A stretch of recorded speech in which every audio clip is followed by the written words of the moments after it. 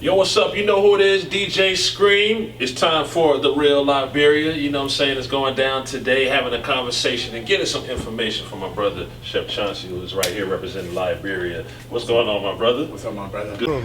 Welcome to Liberia.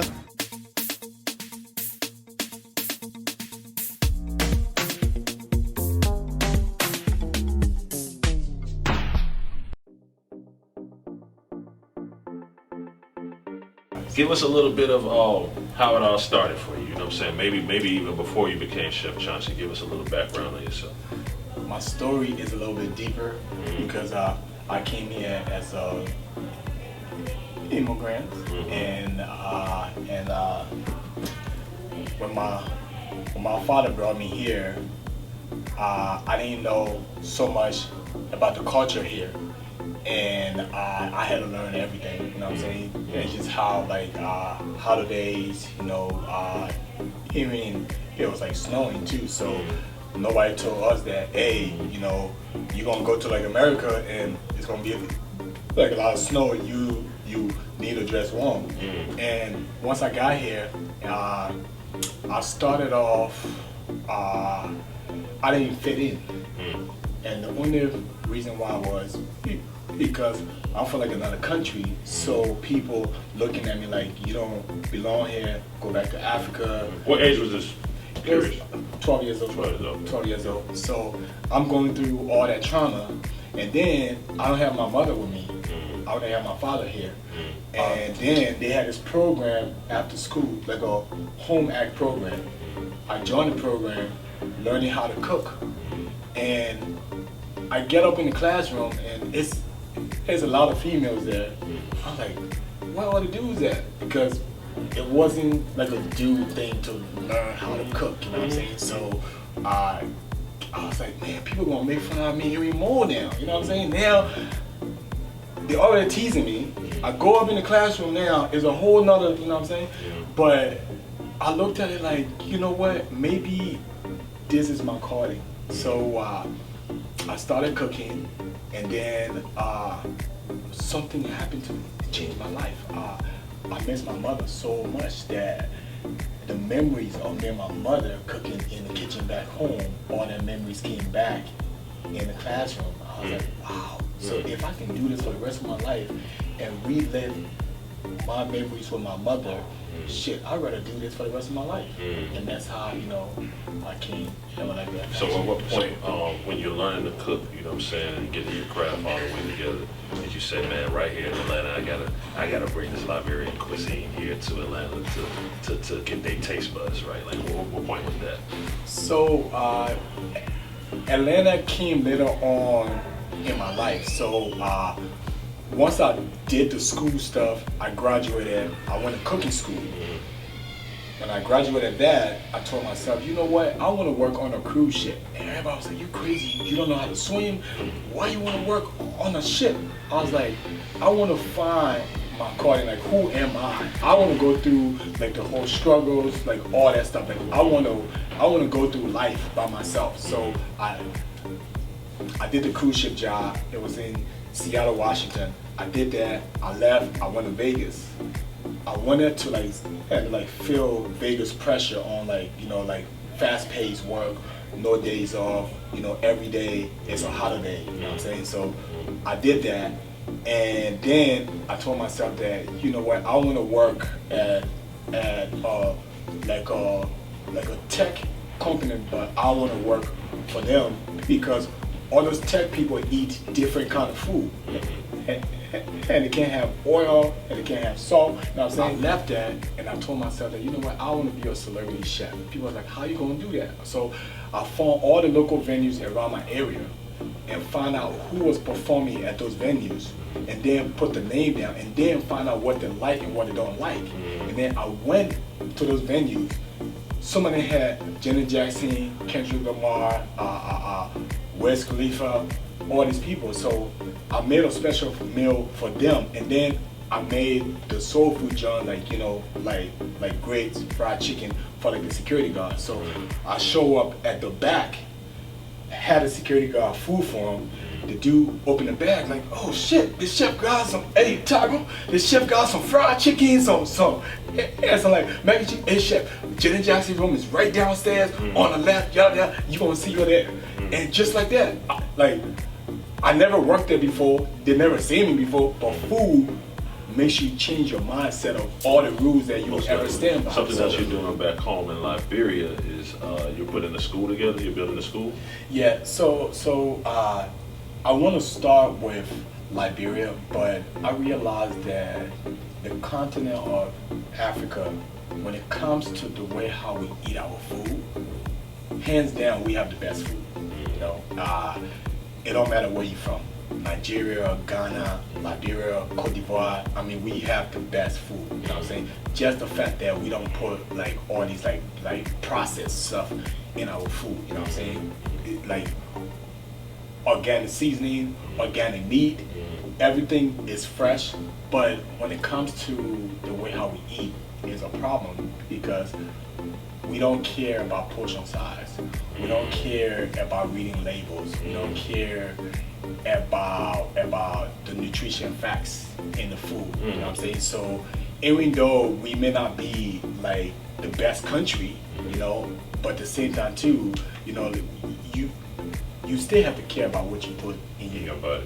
Right. Yeah. So with this school, it's just bringing an awareness to, you know, to like the future generation on, you know, I'm not telling you don't do what you always did, but I want to bring something different to you guys so you can pay attention to this other part of like living, because you want to eat to live, not to survive. You know what I'm saying? So that's what I'm trying to bring. Yeah. Now something big that's coming up is the Journey Home Festival. You know what I'm saying? Definitely. Everybody's definitely gearing up, getting ready for that. Can you elaborate on that and tell us what that's all about?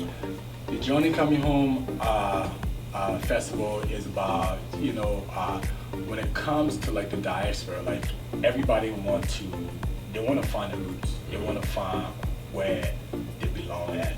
And at the end of the day, you have heard this phrase, you know, no place like home, you know. But also too, once you get home, what do you do? Because the country needs you, and it don't need you and to change the whole country. Like you have a specialties that you are gifted in, you know. If it's radio personality, you know, being a dope ass MC, you know, stay in that lane and then help that lane develop, and then whoever that you have around you that is engineering, whatever, bring them to so they can fill in the other gaps. And with this festival, it's just bringing talented people together to help a nation, you know, so people can look at us in a different way and not saying, oh, Africa have lions and tigers, and what am I going to go there for? And I can't have fun. I can't invest my money. Nah, you could invest. We just have to show you a better picture than what the white man have always been like showing you. Well, the Journey Home Festival is going down next month from June 17th to June 26th. If you want information, you can go to journeyhomefestival.com. Is there anything you want to add in relation to the Journey Home Festival? Yeah, I just want to let you guys know too, this is something that, you know, is a breath of fresh air, and you know, you're not going to be disappointed. You know, you get your tickets and book your tickets earlier so you can get a discount on like the airline, and be there, because hey, we might be there. You don't know. So let's talk a little bit about that narrative, because so I was blessed. It took about 20 years. I'm Ghanaian. My father passed before he could take me back to Accra, so I literally just went like about 3 weeks ago. It's my first time back. That's what's up. So I already know, talking to my Congratulations. family, I already know, right, what's going on. But then, you know, like the narrative, like you say, that's painted here, it's like, I'm telling people, like, so I'm putting up on social media, like, I'm at the beach now. They have beaches. I know. They have water. I know. What do you think? You know what I'm saying? I'm in the Kopinski Hotel, the 5-star. I'm in Kopinski like, yo, this is better than Manhattan. Like, I know. Kopinski is fly. You see what I'm saying? So how do you think that, what are some of the things we can do? Obviously, I tried to use my social media to show people. What's some of the things you think we could do, though, to break the narrative of the picture that has been painted of Africa? That's a great question, because having this diaspora stuff, it also helped to look at Kendrick Lamar. He was just Perfect. there. Yeah, right. Like example, his music. His music always been about the culture. No matter, like, you would never take that from him. When I even met him, he was like, "Hey, chef, you gotta whip me up something. You gotta introduce me to like the culture of food." And I had a chance and I should do that for him. And sometimes you don't have a choice. Like, you just have to, like, you have to be truthful to yourself. Who are you? You know what I'm saying? What, like where you, we all have a place that we belong at. And once you find that, pretty much everything else open up. Now people start to learn from you, because you are being so truthful within yourself that anything that comes out is organic. You know what I'm saying? Like, I don't want to force nobody and like post stuff about Africa, saying come back home. It's like, great. Nah, let it be your willing will. Go back home, see it for yourself. Live that like experience first before you come out here and try to get people. If you're an African American and you have interest in tracing back your roots, of course we see the ancestry.coms and all that, but what would you suggest? Like, I think everyone, if they do enough research, is going to probably lead back to a tribe. To a tribe back home. Right, exactly. So what do you think are some steps people can take if they're just watching this and they're like, man, I want to know, but I just don't know what to do? Is we all got friends, you know what I'm saying? So like, surround yourself. If you want to get to know a culture, surround yourself with like the right people, you know what I'm saying? Network and with them, and they also have social groups that you can also join too. But you have to start with what is around you first before you actually take that big step saying that, oh, I want to travel to Africa, because that's a big, huge step. And just jump on a plane, go somewhere that you don't know nobody at. So start within the culture, get to know the food, you know what I'm saying? Go to like, African restaurants, shop at like the market, surround yourself with the right information. Once you have that, it'll be easier for you to be like, you know what? Now, one dish we know from the music, they told me not to touch on this, but I'm gonna do it anyway. One dish we know that has got popular in the States from the music is jollof rice. So I'm gonna ask a two-parted question. Where did jollof rice originate? I was just in Ghana and I was getting conflicting stories from everyone. They didn't take credit for it originated in Ghana. That's a great question. But where in Africa did it came from? So Jello Rice, everybody knows that it came from Senegal. And I heard that. And that's where Akon is from. But Jello Rice, I think every country, that Jello Rice is good based on where it's from. You know what I'm saying? But Liberian Jello Rice is, we take all the meat, like shrimp, beef, chicken, crab, everything, and we like cook it within the rice. So that rice becomes like the healthiest protein rice ever. A stew almost. Yes. But then if you don't like meat, if you don't like chicken, I mean, like, you can't say, oh, I'm still gonna eat Liberian Jello Rice. Nigerian Jello Rice, it don't have no like meat in it. It's a lot of tomato paste. So if you're a fan of lots of tomato, you can go that route. You know what I'm saying? And then Ghana Jello Rice, it's not a lot of tomato paste, but it don't have meat in it. Right. You know what I'm saying? All that stuff comes on the side. Right. So you have preference of, like everybody have to be their own judge. Like I can't say as saying, you know, Liberia have the best Jello Rice, Ghana. Yeah, it's a matter of taste. Jello Rice. It's like what we deal with in the States with chicken and chicken wings. Yeah. If you ask me in Atlanta got the best chicken wings in the universe, but somebody might pop up from Florida or it might be a fight. Tennessee and be like, nah, man, I'm telling you, we have the best chicken wings. So it's a matter of taste and what you're used to. But Liberia, you know what I'm saying? Like hands down, we all say Liberia have the best Jello Rice. Because a lot of people these days eat a lot of meat, you know what I'm saying? So if you eat a lot of meat and you like chicken and you like shrimp, of course you will go down like that route. So I go downstairs, I see Janet Jackson deliver like the meal to her and left my business card. She had the food the next time when she came in town and she actually called me. But most of them called me and they flew me down to where they stay at, and then I end up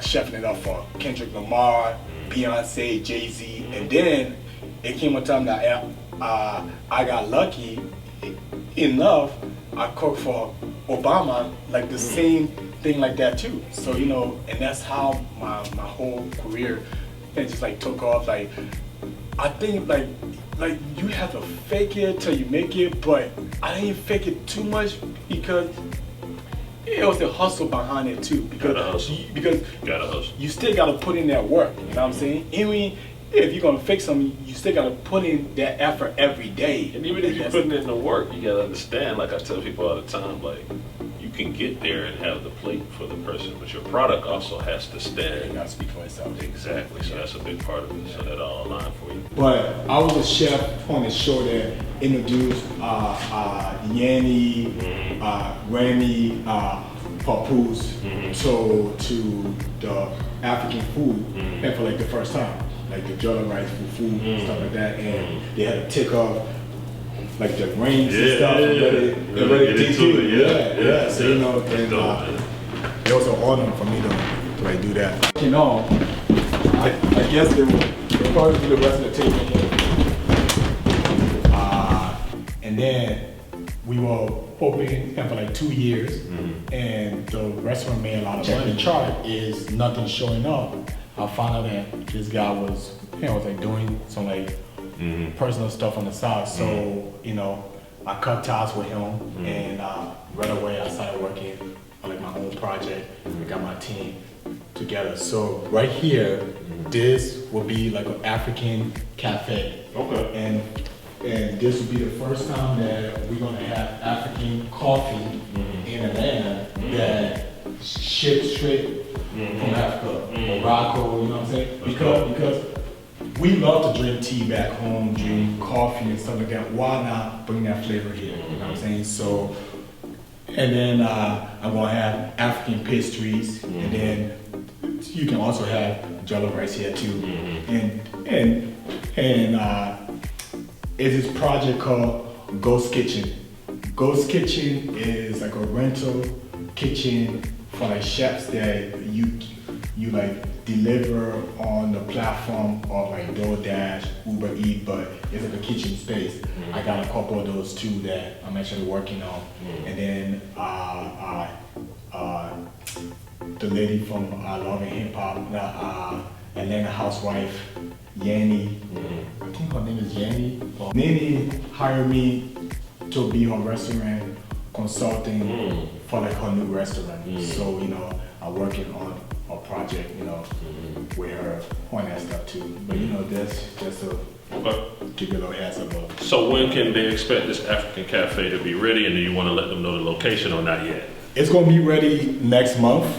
We're gonna have all this stuff ready by next month, but you can actually go to Chauncys Kitchen ATL and look us up, because all the information that you need to know will be on there. Okay. Yeah.